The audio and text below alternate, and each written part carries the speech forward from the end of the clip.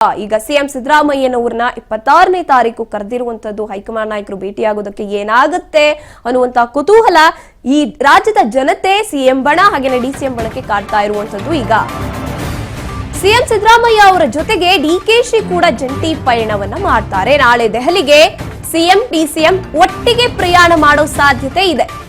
ನಾಯಕರ ಜೊತೆ ಸಚಿವಾಕಾಂಕ್ಷಿಗಳ ದೆಹಲಿ ಚಲೋ ಕೂಡ ಒಂದ್ ಕಡೆ ನಡೀತಾ ಇದೆ. ಮಂತ್ರಿ ಕುರ್ಚಿಗಾಗಿ 4 ಡಜನ್ ಶಾಸಕರು ಮೆಗಾ ಪ್ಲಾನ್ ಮಾಡ್ಕೊಂಡಿದ್ದಾರೆ. 4 ಡಜನ್ ಶಾಸಕರು ದೆಹಲಿ ವಿಮಾನ ಹತ್ತೋಕ್ ಮಾಸ್ಟರ್ ಪ್ಲಾನ್ ಮಾಡ್ಕೊಂಡಿದ್ದಾರೆ.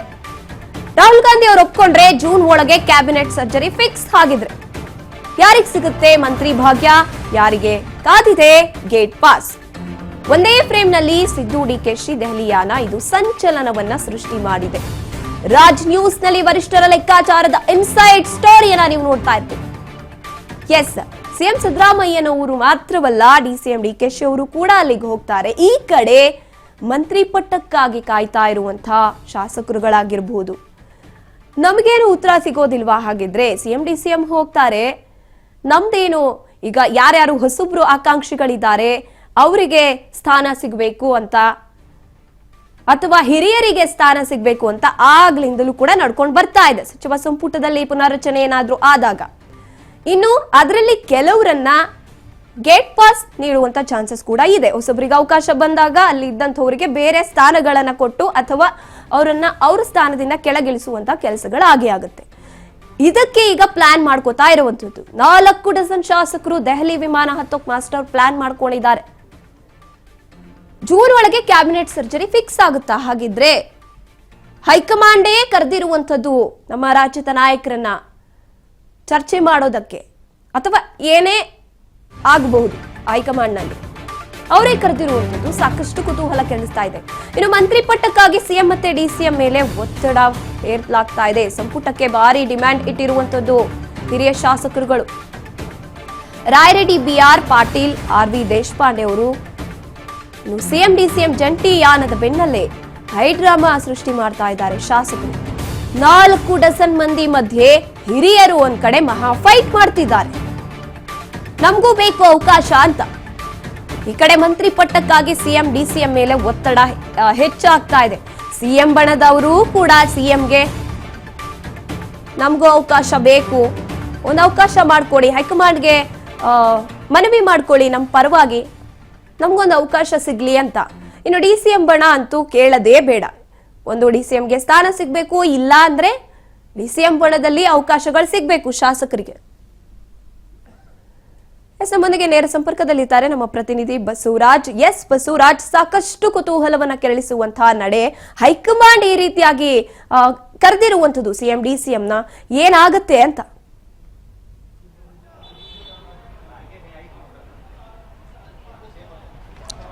ಗಾಯತ್ರಿ, ಈಗಾಗಲೇ ಸಿಎಂ ಸಿದ್ದರಾಮಯ್ಯನವರಿಗೆ ದೆಹಲಿಯಿಂದ ಬುಲಾವ್ ಕೂಡ ಬಂದಿರತಕ್ಕಂಥದ್ದು. ರಾಹುಲ್ ಗಾಂಧಿ ಅವರು ಕೂಡ ಒಂದು ಬರುವಂತೆ ಕೂಡ ಸೂಚನೆ ಕೂಡ ನೀಡಿದ್ದಾರೆ. ಸಿಎಂ ಸಿದ್ದರಾಮಯ್ಯವರು ದೆಹಲಿಗೆ ಹೊರಟಂತ ಸಂದರ್ಭದಲ್ಲಿ ಸಾಕಷ್ಟು ಕಾಂಗ್ರೆಸ್ ಶಾಸಕರಲ್ಲಿ ಉತ್ಸಾಹ ಕೂಡ ಬಂದಿರತಕ್ಕಂಥದ್ದು. ಒಂದ್ ಕಡೆ ಸಚಿವರಾಗಬೇಕು ಅನ್ನುವಂತ ನಿಟ್ಟಿನಲ್ಲಿ ಹಲವು ಶಾಸಕರು ಅವ್ರದೇ ಆಗಿರ್ತಕ್ಕಂಥ ತಂತ್ರಗಾರಿಕೆಯನ್ನ ರೂಪಿಸ್ತಾ ಇದ್ರು, ಒತ್ತಡವನ್ನು ಕೂಡ ಹೇರ್ತಾ ಇದ್ರು. ಒಂದು ಬಾರಿ ಸಿಎಂ ಡಿಸಿಎಂ ಇಬ್ಬರು ನಾಯಕರನ್ನು ಕೂಡ ಭೇಟಿಯಾಗಿ ನಮಗೂ ಕೂಡ ಸಚಿವ ಸ್ಥಾನ ಬೇಕು ಅನ್ನುವಂಥದ್ದು ಪಕ್ಷದ ಹಿರಿಯ ಶಾಸಕರು ಒತ್ತಾಯವನ್ನು ಕೂಡ ಮಾಡಿದ್ರು. ಮತ್ತೆ ದೆಹಲಿಯ ಮಟ್ಟದಲ್ಲೂ ಕೂಡ ಹೋಗಿ ಹೈಕಮಾಂಡ್ ನಾಯಕರನ್ನ ಭೇಟಿಯಾಗಿದ್ರು. ಅದು ಮುಂದುವರೆದ ಭಾಗವಾಗಿ ಸಿಎಂ ಸಿದ್ದರಾಮಯ್ಯವರಿಗೂ ಕೂಡ ಸಾಕಷ್ಟು ಒತ್ತಡವನ್ನು ಕೂಡ ಹೇರ್ತಾ ಇದ್ರು. ಇದೀಗ ಸಿಎಂ ಸಿದ್ದರಾಮಯ್ಯವರು ದೆಹಲಿಗೆ ಹೊರಟಂತ ಸಂದರ್ಭದಲ್ಲಿ ನಮಗೂ ಕೂಡ ಸಚಿವರಾಗುವಂತಹ ಅವಕಾಶ ಮಾಡಿಕೊಡಿ ಅನ್ನುವಂತಹ ಒತ್ತಡವನ್ನು ಕೂಡ ಹೇರ್ತಾ ಇದ್ದಾರೆ ಅನ್ನುವಂತ ಮಾಹಿತಿ ಕೂಡ ಸಿಗ್ತಾ ಇದೆ. ಒಂದ್ ಕಡೆ ಹಿರಿಯ ಶಾಸಕರ ಒತ್ತಡ, ಇನ್ನೊಂದು ಕಡೆ ಸುಮಾರು 25ರಿಂದ 30 ಶಾಸಕರು ನಮಗೂ ಕೂಡ ಸಚಿವ ಸ್ಥಾನ ಬೇಕು ಅನ್ನುವಂತಹ ಬಿಗಿಪಟ್ಟನ್ನು ಕೂಡ ಹಿಡಿದುಕೊಂಡಿರ್ತಕ್ಕಂಥದ್ದು. ಒಂದ್ ಕಡೆ ಈಗ ಸಿಎಂ ಸಿದ್ದರಾಮಯ್ಯವರ ಆಪ್ತ ಬಣದಲ್ಲಿ ಕೂಡ ಗುರುತಿಸಿಕೊಂಡಿರ್ತಕ್ಕಂಥ ಹಲವು ಶಾಸಕರು ಸಚಿವ ಸ್ಥಾನಕ್ಕಾಗಿ ಸಾಕಷ್ಟು ಲಾಬಿಯನ್ನು ಕೂಡ ಮಾಡ್ತಾ ಇದ್ದಾರೆ.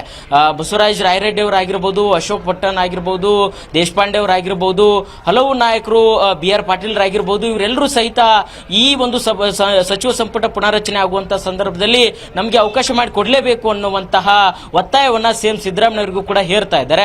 ಅದರ ಜೊತೆಗೆ ಈಗ ಸಚಿವ ಸಂಪುಟ ಪುನರ್ರಚನೆ ಮಾಡಬೇಕಾದ್ರೆ ಒಂದ್ ಕಡೆ ಸಿಎಂ ಅವರು ಹೇಳಿರುವಂತಹ ಶಾಸಕರಿಗೆ ಕೂಡ ಸಚಿವ ಸ್ಥಾನ ಕೊಡಬೇಕು, ಇತ್ತ ಡಿಸಿಎಂ ಡಿ.ಕೆ. ಶಿವಕುಮಾರ್ ಅವರು ಹೇಳಿರುವಂತಹ ಶಾಸಕರಿಗೆ ಕೂಡ ಸಚಿವ ಸ್ಥಾನ ಕೊಡಬೇಕು. ಅದು ಕೂಡ ದೊಡ್ಡ ಮಟ್ಟಿಗೆ ಕಾಂಗ್ರೆಸ್ ಪಕ್ಷದ ಹೈಕಮಾಂಡ್ ನಾಯಕರಿಗೆ ತಲೆನೋವಾಗಿ ಪರಿಣಮಿಸುವಂತ ಎಲ್ಲ ಸಾಧ್ಯತೆ ಕೂಡ ಇದೆ. ಯಾಕಂತಂದ್ರೆ ಒಂದು 25ರಿಂದ 30 ಶಾಸಕರಿದ್ದಾರೆ.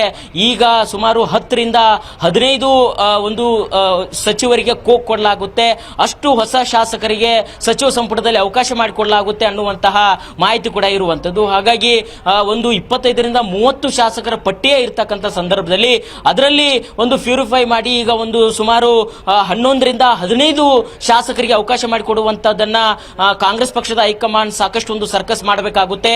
ಹಾಗಾಗಿ ಸಿಎಂ ಸಿದ್ದರಾಮಯ್ಯ ಅವರ ಬೆಂಬಲಿಗರಿಗೆ ಹೆಚ್ಚಿನ ಸಚಿವ ಸ್ಥಾನ ಸಿಗುತ್ತೋ ಅಥವಾ DK ಶಿವಕುಮಾರ್ ಅವರು ಹೇಳಿರ್ತಕ್ಕಂಥ ಅವರ ಬೆಂಬಲಿಗರಿಗೆ ಹೆಚ್ಚಿಗೆ ಸಚಿವ ಸ್ಥಾನ ಸಿಗುತ್ತೋ ಅನ್ನುವಂಥದ್ದು ಸಾಕಷ್ಟು ಕುತೂಹಲ ಕೆಡೆ ಮಾಡಿಕೊಡ್ತಾ ಇದೆ. ಗಾಯತ್ರಿ. ಎಸ್ ಬಸವರಾಜ್, ಹಾಗೆ ನೋಡ್ತಾ ಹೋದಾಗ DCM ಇತ್ತೀಚೆಗೆ ಒಂದು ರಿಯಾಕ್ಟ್ ಮಾಡಿದ್ರು, ನನ್ನನ್ನೇನು ಕರೆದಿಲ್ಲ, ನನಗ್ ಗೊತ್ತಿಲ್ಲ ಯಾಕೆ CM ನ ಕರೆದಿದ್ದಾರೆ ಅಂತ. ಇನ್ನು DCM ಬಣ ಏನ್ ಮಾಡ್ತಾ ಇರ್ಬೋದು ಇವಾಗ ಅಂತ. ಅಕಸ್ಮಾತ್ DCMಗೆ ಏನಾದ್ರು ಅಲ್ಲಿಗೆ ಹೋಗೋಕೆ ಅವಕಾಶ ಸಿಗೋದಿಲ್ವಾ? ಈಗ ಒಂದ್ ಕಡೆ ಇಬ್ರು ಹೋಗ್ತಾರೆ ಅಂತ, ಈ ಕಡೆ DCM ಹೇಳ್ತಿದ್ದಾರೆ ನನಗೆ ಗೊತ್ತಿಲ್ಲ ಅಂತ.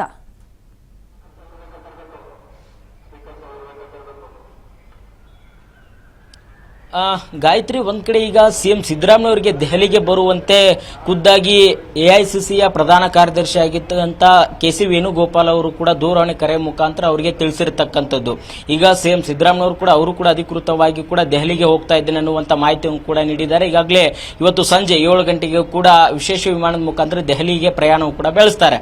ಆದ್ರೆ ಈ ಬಗ್ಗೆ DCM DK ಶಿವಕುಮಾರ್ ಅವರು ಮಾತ್ರ ನನಗಿನ್ನೂ ಕರೆ ಬಂದಿಲ್ಲ, ಅವ್ರು ಕರೆದ್ರೆ ನಾನು ಹೋಗ್ತೇನೆ ಅನ್ನುವಂತ ಮಾತನ್ನು ಕೂಡ DK ಶಿವಕುಮಾರ್ ಅವರು ಹೇಳ್ತಾ ಇದ್ದಾರೆ. ಆದ್ರೆ ನಮಗಿರುವಂತಹ ಮಾಹಿತಿಯ ಪ್ರಕಾರ DK ಶಿವಕುಮಾರ್ ಅವರು ಕೂಡ ಇವತ್ತು ಸಂಜೆ ದೆಹಲಿಗೆ ಹೋಗಲಿದ್ದಾರೆ ಎನ್ನುವಂತಹ ಮಾಹಿತಿ ಸಿಗ್ತಾ ಇದೆ. ಆದ್ರೆ DK ಶಿವಕುಮಾರ್ ಅವರು ಮಾತ್ರ ಅದನ್ನ ಒಪ್ಪಲಿಕ್ಕೆ ಸಿದ್ಧರಿಲ್ಲ. ಇಲ್ಲ, ನನಗೆ ಕರೆ ಬಂದಿಲ್ಲ, ನನಗೆ ಹೈಕಮಾಂಡ್ ನಾಯಕರು ಏನಾದ್ರು ದೆಹಲಿಗೆ ಬರುವಂತೆ ಕರೆ ನೀಡಿದ್ರೆ ನಾನು ಖಂಡಿತ ಹೋಗ್ತೇನೆ ಅನ್ನುವಂತ ಮಾತನ್ನು ಕೂಡ DK ಶಿವಕುಮಾರ್ ಅವರು ಹೇಳ್ತಾ ಇದ್ದಾರೆ. ಸಹಜವಾಗಿ DK ಶಿವಕುಮಾರ್ ಅವರ ಆಪ್ತ ಶಾಸಕರಲ್ಲಿ ಆತಂಕ ಕೂಡ ಸೃಷ್ಟಿಯಾಗಿದೆ. ಖುದ್ದಾಗಿ DK ಶಿವಕುಮಾರ್ ಅವರು ಮತ್ತೆ ಅವರ ಸಹೋದರ DK ಸುರೇಶ್ ಅವರು ಕೂಡ ಆತಂಕ ಸೃಷ್ಟಿಯಾಗಿದೆ. ಒಂದ್ ಕಡೆ CM ಅವರಿಗೆ ದೆಹಲಿಗೆ ಬರುವಂತೆ ಕರೆ ನೀಡಿದ್ದಾರೆ, ಆದ್ರೆ DK ಶಿವಕುಮಾರ್ ಅವರಿಗೆ ಕರೆ ನೀಡಿಲ್ಲ ಅನ್ನುವಂಥದ್ದು ಸಹಜವಾಗಿ ಅವರಲ್ಲೂ ಕೂಡ ಕೆಲವಷ್ಟು ಚರ್ಚೆಗೆ ಗ್ರಾಸವಾಗ್ತಾ ಇದೆ.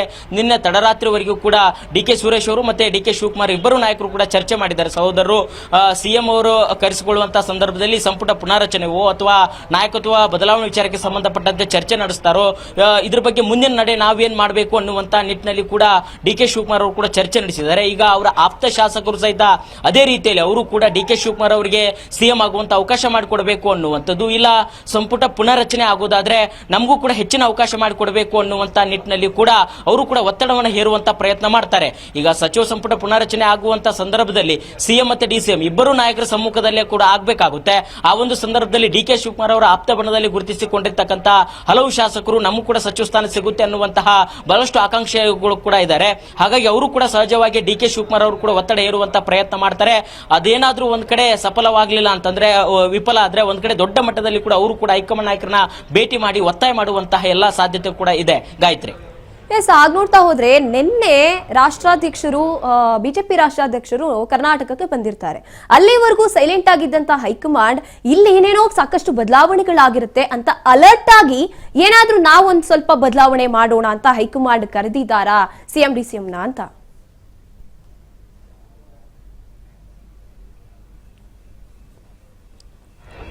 ಖಂಡಿತ ಗಾಯತ್ರಿ, ಒಂದ್ ಕಡೆ ಈಗ ಕಾಂಗ್ರೆಸ್ ಸರ್ಕಾರದಲ್ಲಿ ಒಂದಿಷ್ಟು ಗೊಂದಲದ ಗೂಡಾಗಿರ್ತಕ್ಕಂಥದ್ದು, ಒಂದ್ ಕಡೆ ನಾಯಕತ್ವ ಬದಲಾವಣೆ, ಇನ್ನೊಂದ್ ಕಡೆ ಸಂಪುಟ ಪುನಾರಚನೆ.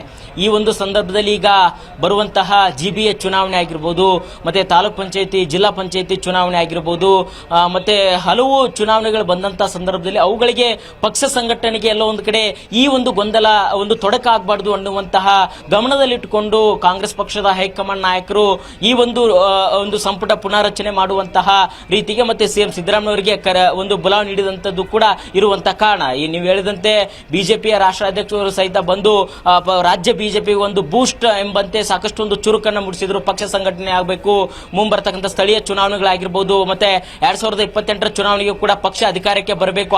ಆ ನಿಟ್ಟಿನಲ್ಲಿ ನಿಮ್ಮಲ್ಲಿ ಏನೇ ಒಳಜಗಳ ಇದ್ರೂ ಕೂಡ ಅದನ್ನೆಲ್ಲ ಮರೆತು ಒಗ್ಗಟ್ಟಾಗಿ ನೀವು ಕೆಲಸ ಮಾಡಬೇಕು ಅನ್ನುವಂತಹ ಕಟ್ಟುನಿಟ್ಟಿನ ಸೂಚನೆ ಕೊಟ್ಟರು.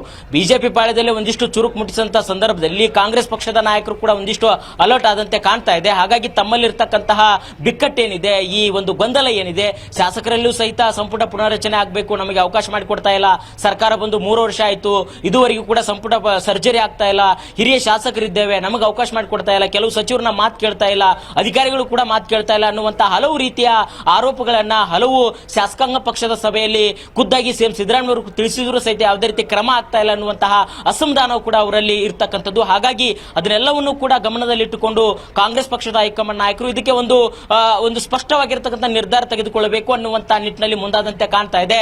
ಹಾಗಾಗಿ ಈಗ ಸಿಎಂ ಸಿದ್ದರಾಮಯ್ಯ ಅವರನ್ನ ದೆಹಲಿಗೆ ಕರೆಸಿಕೊಂಡು ಸಂಪುಟ ಪುನರ್ರಚನೆ ಮಾಡುವ ಮುಖಾಂತರ ಶಾಸಕರಲ್ಲಿರ್ತಕ್ಕಂಥ ಅಸಮಾಧಾನವನ್ನ ಆ ಒಂದು ಶಮನಗೊಳಿಸಿ ಮುಂದೆ ಚುನಾವಣೆಗೂ ಕೂಡ ಪಕ್ಷ ಸಂಘಟನೆಗೆ ಹೆಚ್ಚು ಒತ್ತು ಕೊಡಬೇಕು ಅನ್ನುವಂತ ನಿಟ್ಟಿನಲ್ಲಿ, ಮತ್ತೆ ಮುಂದೆ 2028ರ ಒಂದು ವಿಧಾನಸಭೆ ಚುನಾವಣೆಗೆ ಕೂಡ ಒಂದು ರೀತಿಯಲ್ಲಿ ಸಂಘಟಿತವಾಗಿ ಕೂಡ ಯಾವುದೇ ರೀತಿಯ ಹೊಡೆತ ಬೀಳಬಾರದು ಪಕ್ಷಕ್ಕೆ ಅನ್ನುವಂತ ನಿಟ್ಟಿನಲ್ಲಿ ಕೂಡ ಕಾಂಗ್ರೆಸ್ ಪಕ್ಷದ ಹೈಕಮಾಂಡ್ ನಾಯಕರು ಎಚ್ಚರಿಕೆ ಹೆಜ್ಜೆ ಇಡುವಂತಹ ರೀತಿಗೂ ಕೂಡ ಮುಂದಾದಂತೆ ಕಾಣ್ತಾ ಇದೆ. Gayatri. Yes, thank you Basavaraj, ನೇರ ಸಂಪರ್ಕದಲ್ಲಿ ಭಾಗಿಯಾಗಿದ್ದಕ್ಕಾಗಿ.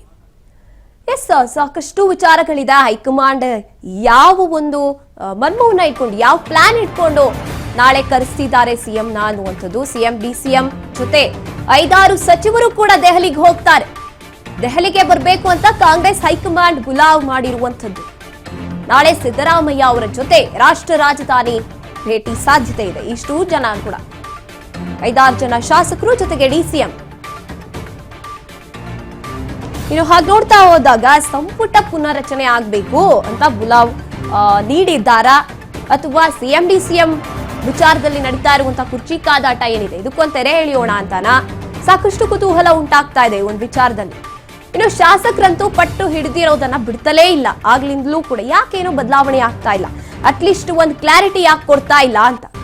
ನಾಳೆ ಸಿದ್ದರಾಮಯ್ಯ ಅವರ ಜೊತೆ ದೆಹಲಿಗೆ ಸಿಎಂ ಡಿಸಿಎಂ ಹೋಗ್ತಾರೆ. ಜೊತೆಗೆ 5-6 ಶಾಸಕರನ್ನು ಕೂಡ ಸ್ವತಃ ಹೈಕಮಾಂಡ್ ಆಹ್ವಾನ ಮಾಡಿರುವಂಥದ್ದು.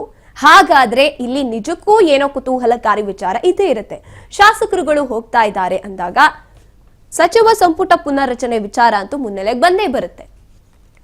ಆಗ ಗೊತ್ತಾಗುತ್ತೆ ಹಾಗಿದ್ರೆ ನಾಳೆ ತೆರೆ ಬೀಳುತ್ತಾ ಈ ಒಂದು ಕುತೂಹಲಕ್ಕೆ, ಈ ಒಂದು ಪ್ರಶ್ನೆಗೆ ಅನ್ನುವಂತ ಸಾಕಷ್ಟು ವಿಚಾರಗಳು ತಲೆಯಲ್ಲಿ ಹರಿದಾಡ್ತಾ ಇರುತ್ತೆ ಕಾಂಗ್ರೆಸ್ ಪಾಳೆಯದಲ್ಲಿ ಅಂತ ಹೇಳ್ಬಹುದು. ಇನ್ನು ಡಿಸಿಎಂ ನೋಡಿದ್ರೆ ನನಗೇನು ಮಾಹಿತಿ ಇಲ್ಲ ಅಂತ ಹೇಳ್ತಿದ್ದಾರೆ. ಹಾಗಿದ್ರೆ ಏನಾಗುತ್ತೆ ನಾಳೆ? ಡಿಸಿಎಂ ಕೂಡ ಖಂಡಿತ ಹೋಗೇ ಹೋಗ್ತಾರೆ. ಹೈಕಮಾಂಡ್ ನಿಂದ ಬುಲಾವ್ ಬಂದಿದೆ ಅಂದಾಗ ಶಾಸಕರು 5-6 ಜನ ಶಾಸಕರು ಸಚಿವರು ಕೂಡ ಬರಬೇಕು ಅಂತ ಹೇಳಿರುವಂತದ್ದು. ಮಂತ್ರಿ ಪಟ್ಟಕ್ಕೆ ಪಟ್ಟು ಹಿಡಿದು ನಿಂತಿರುವಂತವರು ಕೂಡ ನಾಳೆ ಅದೇನೇ ಆಗ್ಲಿ ದೆಹಲಿಗೆ ಹೋಗೋಣ ಅಂತ ತಯಾರಿಯನ್ನ ಮಾಡ್ಕೊಂಡಿರುವಂತದ್ದು. ರಾಹುಲ್ ಗಾಂಧಿ ಅವರು ಒಪ್ಪಿಗೆ ಕೊಟ್ರೆ ಜೂನ್ ಮುಗಿಯೋಷ್ಟರಲ್ಲಿ ಸಚಿವ ಸಂಪುಟದಲ್ಲಿ ನಮಗೆ ಅವಕಾಶ ಇರುತ್ತೆ ಅಂತ ಅವ್ರು ತಯಾರಿ ಮಾಡ್ಕೋತಾ ಇದ್ದಾರೆ. ಮೀಟಿಂಗ್ ಎಲ್ಲ ಇತ್ತು, ಈಗ ಜಸ್ಟ್ ಮೀಟಿಂಗ್ ಮುಗಿಸ್ಕೊಂಡು ಬಂದು ನಾಳೆ ಬೆಳಗ್ಗೆ ಮೀಟಿಂಗ್ ಇದೆ. ಮೀಟಿಂಗು ಮಾಡ್ತಾ ಇದ್ದೀನಿ.